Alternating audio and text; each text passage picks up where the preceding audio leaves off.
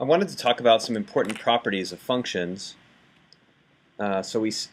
We've defined a function f, we've talked about a domain, we've said it maps to a codomain, and we said that, for example, we had a function when a was 1, 2, 3, and b was 4, 5, 6. We said that f of 1 was 4, f of 2 was 4, and I think f of 3 was 6. And it's okay if we want to use more than one element from b when we were defining a function. Here we've repeated for twice. That's perfectly fine. But we say that a function f is 1 to 1. Sometimes this is written 1 to 1. Or injective, these all mean the same thing, if every element of B is mapped to at most once.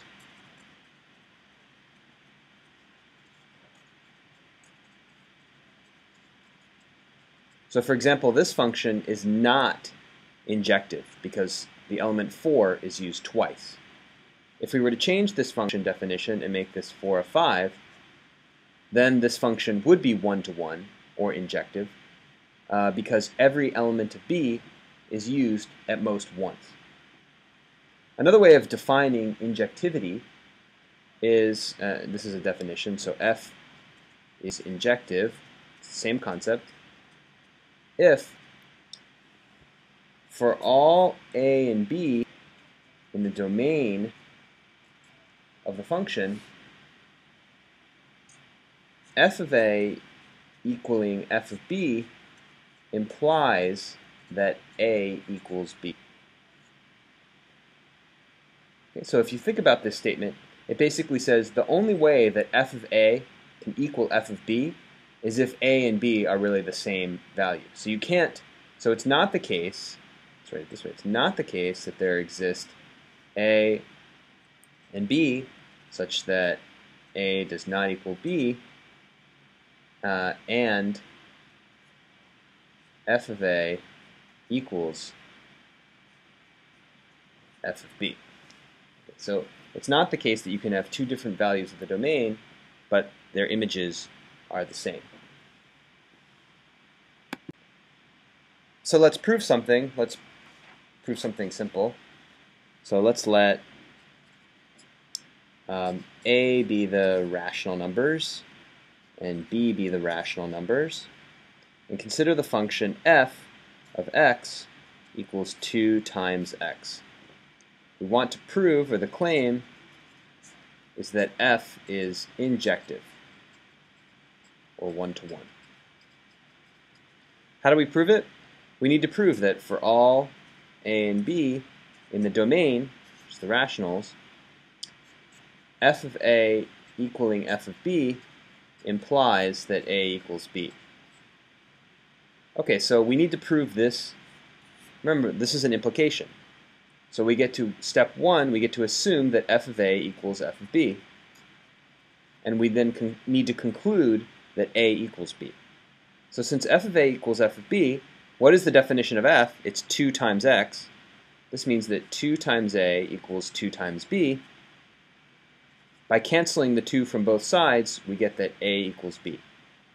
So we started from f of a equals f of b, and we ended up at a equals b. So this finishes this simple proof that we could write, indeed, f is injective.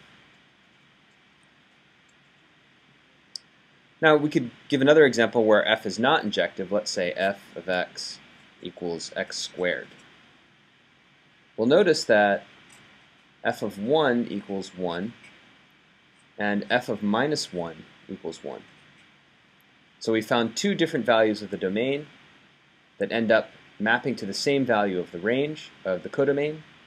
So f is not, this implies that f is not injective.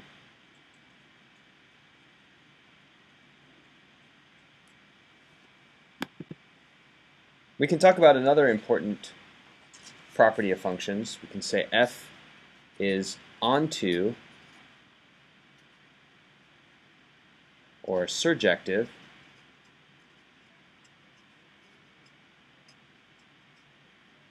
what does this mean? It means that, so again, we fixed A to be the domain and B to be the codomain. And we see a function f is surjective if for every B in the codomain there exists an A such that f of A equals B. So for example, when we had that f of 1 equals 4, f of 2 equals 4, f of 3 equals 6, and we said, A was 1, 2, 3, and B was 4, 5, 6. This f is not onto or surjective. Why? Because 5 did not get mapped to. Remember, we're surjective if for every B in the codomain there exists an A such that f of A equals B. But there's no value A here that maps to 5, so f is not onto.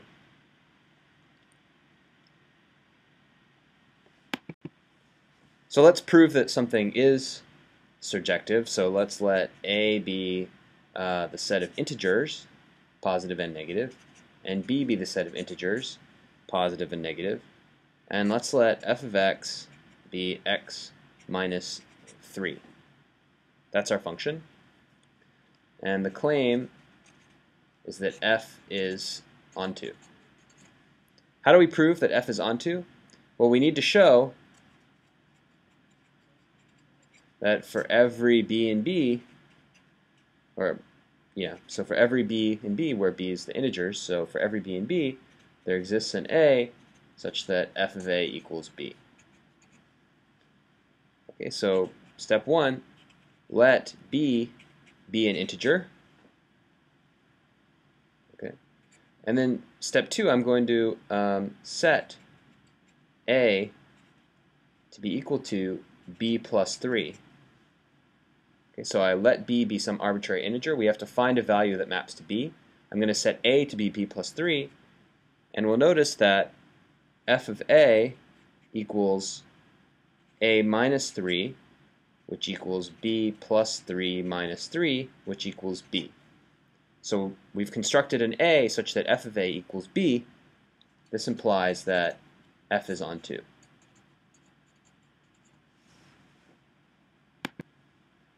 Now we can define one more sort of key property of functions. We can say that f is a bijection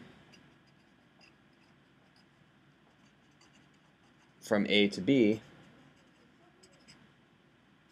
if f is both an injection and a surjection. So if f is both one-to-one and onto, then f is a bijection. So for example, let's again let let's let A be all integers, both positive and negative, and let's let B be the even integers. Okay, and let's consider the function f that equals f of x, again, equals 2 times x. Now we already showed that f is injective. So let's prove that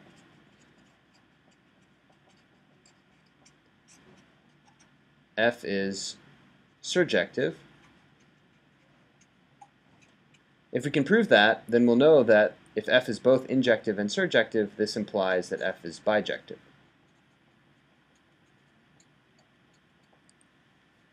Well, how do we prove that f is a surjection? We already showed that it was injective in a previous video, or previous part of this video. How do we prove that it's surjective?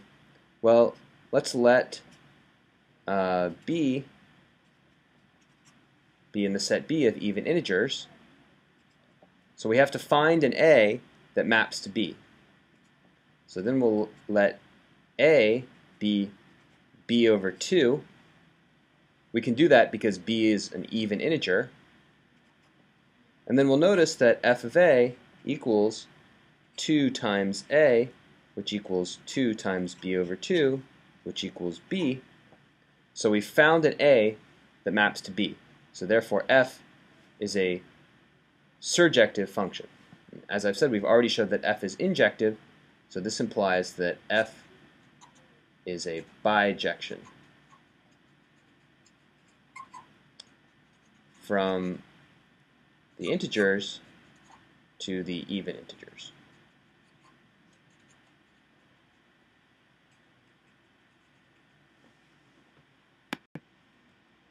One cool thing about bijections is that they have inverses.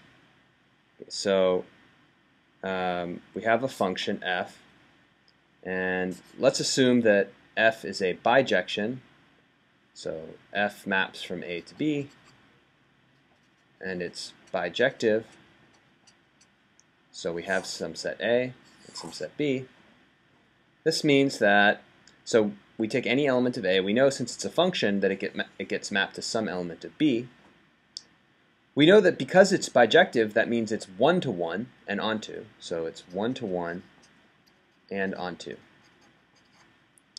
So that means that when I take another point here in a, it can't, since it's one-to-one, it can't map to the same point. It must map to some different point. And because it's onto, it means that, let's say that b had 1, 2, 3, 4, 5 elements. It means that every point in b gets mapped to by a. So f, let's say, is this function mapping a to b. Since f is a bijection, it implies that there exists a bijection g mapping b to a